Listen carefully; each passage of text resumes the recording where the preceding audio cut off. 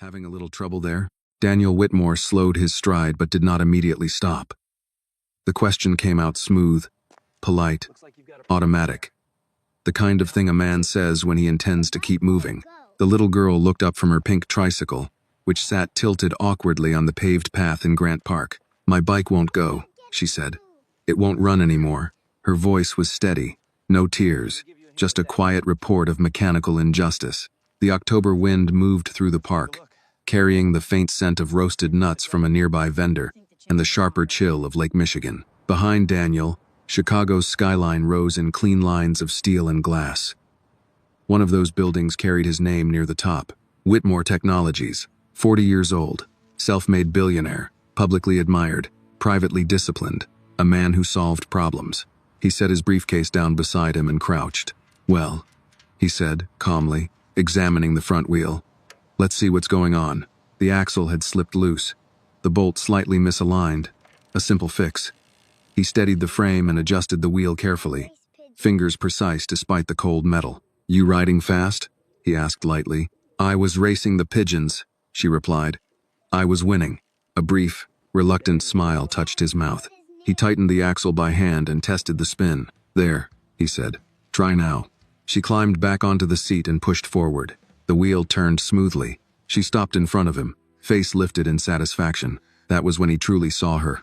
Her eyes caught the late afternoon light. One was a soft blue-gray, the other a deep brown. The contrast was striking, unusual, beautiful. Daniel straightened slowly.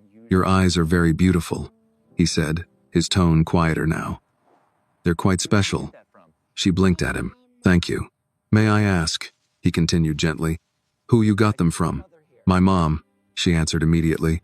"She says they run in her family." He nodded, studying her face with careful neutrality. "And is your mother here with you?"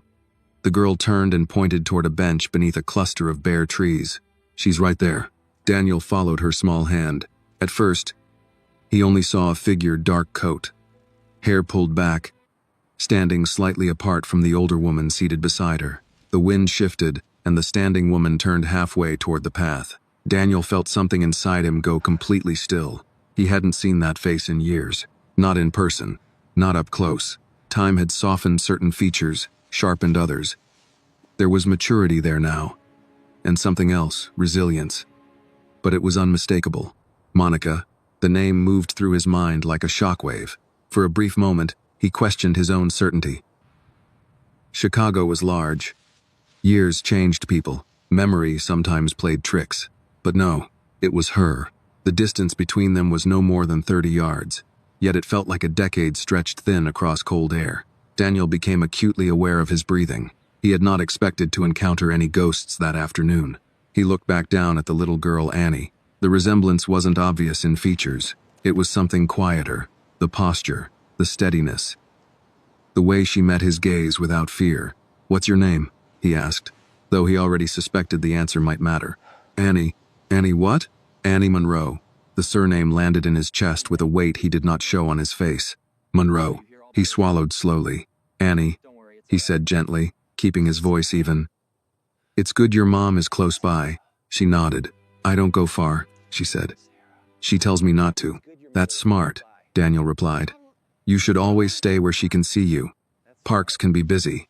Annie looked around, as if suddenly considering that possibility. Then she glanced back at him. "Are you a dad?" she asked with childlike curiosity. The question caught him unprepared. He hesitated just a fraction of a second too long. "No," he said finally. "Not yet." She seemed to accept that without judgment. "Well," she announced, "you fix things like one." The words settled somewhere deep inside him. Daniel managed a composed nod. "I'm glad your wheel is working again," he said. "But stay close to your mom, all right?" "I will." She pushed off gently and rode back toward the bench.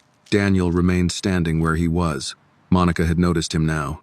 Their eyes met across the open stretch of grass. No smile, no wave, just recognition, the kind that doesn't need confirmation.